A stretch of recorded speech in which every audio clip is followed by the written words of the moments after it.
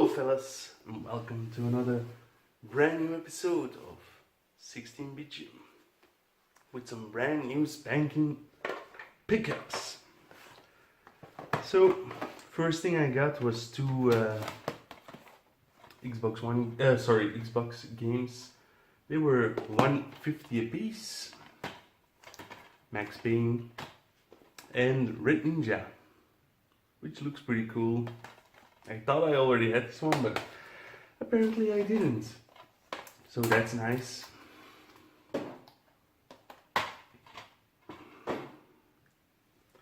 Then last week, I guess, I went to my friend David's house to pay him a visit, and he gave me $3 of Mega Man 2. I have the cartridge for this. It has no inlay, but the manual is there. So that's pretty sweet. He also thought that this was his original Mega Man box from the 90s, which is cool. He promised me this already in the past, but if he gave it to me now, it's the box for Golden Sun, the Lost Age. I found a loose card a while ago. That's not gonna stay on there. And then I got also this little gift from him. This is actually a bootleg, so not the original Home Alone on the Master System, but somebody made a bootleg with a really bad cover print. But it is an original Sega cartridge. You can see the original below the Home Alone logo. So yeah, don't know what I'm gonna do with this, probably just keep it in my collection. And then I also purchased Bomb on Basic CD, which is a game for the Mega Drive or the Genesis, and it's a homebrew. It's actually a bit like Space Invaders, but inverted. So you're the guy who is bombing the ground forces, and you have to break down the base and you fly by. Actually, it's not in Space Invaders, you're just like the special ship that flies by in Space Invaders. It's pretty fun, simple but fun. But the production quality on this is pretty good. Apparently it sold really badly. There's a card somewhere in here which says which number I have. Okay, I'm unable to... number 56, so yeah. I like pre-ordered the last day possible, or something. So it's probably that they only made like 60 copies of this, which is kind of a shame because it's a fun game. For me personally, it's not necessary that they do these like collector's editions. I kind of hate it because the boxes aren't standard. Like these cards, what are you ever going to do with these cards? What is really cool is this little booklet. It's an explanation, the making of Bomb on Basic CD, and I think that's pretty sweet. Another gripe I had with this release is that you had to tack on the label yourself. So I'm not really good at that. I think I did a good job, but you know, it's annoying if you have to do it yourself. I mean, you pay 50 euros for it, so I understand why they did it. They wanted you to have a choice to make it a Genesis game or a Mega Drive game. Another item I purchased through Limited Run was the Pound HD link cable for the SNES, so you can actually play your SNES games on a modern TV. I purchased a PlayStation cable and it worked really well, so yeah, I'm hoping this one works well as well. I haven't tested it yet. Sadly, it's only for the American and Japanese PS2, Super Nintendo. So last week I went to the cash converters, didn't find a great deal of stuff there, but picked up a PS2 multi-tap for €4. You don't see these a lot. And I also picked up two of these bad boys. translucent matte red cherry PS1 controllers, like the mini PS1 style. I always have bad luck with PS1 controllers. I have a lot of regular PlayStation controllers, but the rounded ones for the PS1, the ones I find are always broken. So these two are hopefully working and are in a pretty sweet color as well.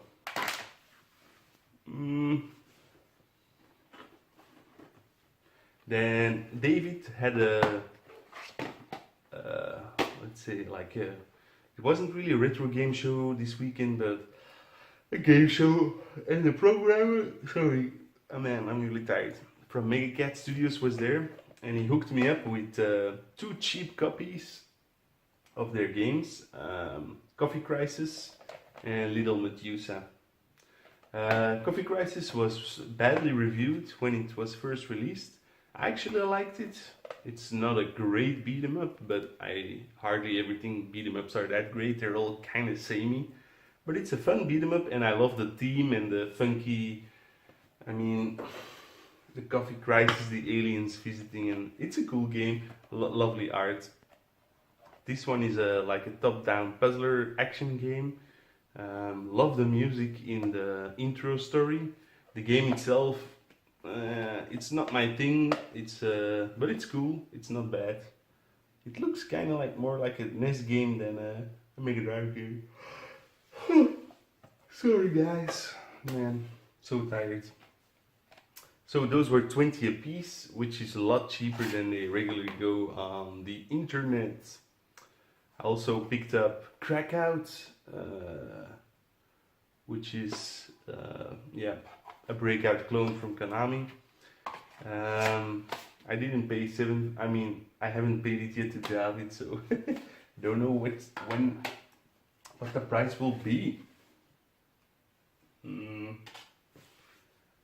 And he also loaned me from the shop stock this DVD box set. Looked pretty cool. I wanted to watch it. So I found another cool toy. It's from Mask. It's missing like an airplane thingy here, but for the rest it's pretty good condition. Found it at the thrift store for €3, €3.50 I believe. The figures weren't included, those are my own. It's really rare to find Mask stuff here, and I really love it. Didn't have any as a kid, but I had a friend who had a lot of Mask toys, and I always liked the spring mechanics. A couple of years ago, like 5, I found this little a box set of a helicopter motorcycle, and it came with a lot of figures, and I sold it again. Nah, I always regret when I sell things, you know. So, onwards to today. Oh no, these I also bought from David. Street Fighter Alpha for the Game Boy Color. This was 10, I believe. And Knight's Quest, which is an RPG I never heard of, for the Game Boy. And this one I traded for a double PC Engine game of mine, Sidearm Special. Yeah, I don't know if it was a good trade, but this is an expensive game apparently. Onwards to today. So I had to go to Brussels, but I thought I want to go half a day to Brussels, and then I went down to Waterloo because there's a Pele Mele store there, which I have never been to, and boy, what a sad story it was. Everything was way overpriced. I did find 2 things that I felt comfortable with buying. Saint Seiya, Le Chevalier du Zodiac, action fighting game.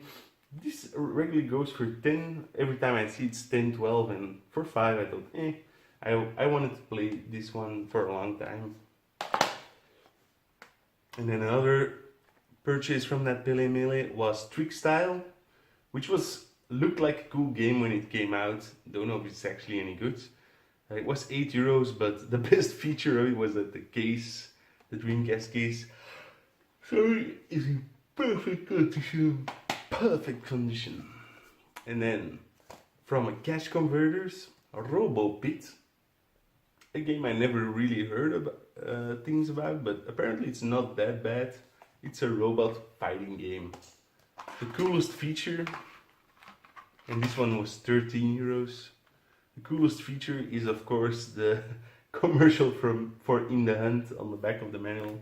I wish I'd found a copy of In the Hunt on the Saturn. I have a copy of In the Hunt on the PlayStation 1, but to find a copy on the Saturn would be excellent. So yeah,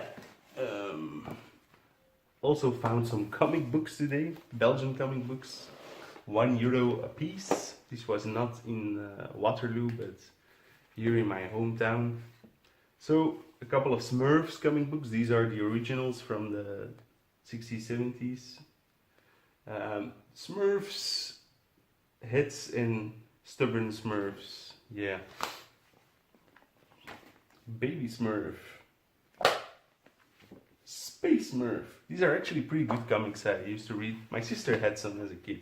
This one is awesome, the Black Smurf. And then Bolly and Billy, also 2 comics. I don't think these are famous outside of Belgium and France and the Netherlands, but they're really beautiful. Number 12 and number 19, I believe.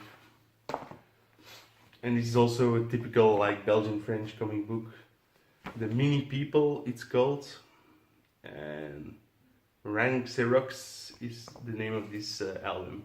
It's really strange. It's like it's printed like this. I don't know why they did that. I used to read these in a magazine, so I don't know. I don't remember them being like this. And of course, a Tintin, the Broken Ear. Didn't have this one yet, so cool. These were all €1 a piece. So guys, thanks for watching. Please like, subscribe and comment. And also, if you didn't check it out already, I made a competition video which lasted a year actually, and only 16 people watched it. So chances of you winning are actually pretty great. I think only four or five persons entered the competition. So please do, and see you guys. The competition ends on the 1st of March, which I'll probably postpone, or we'll end it the 1st of March. All entrances must be done before that, but the actual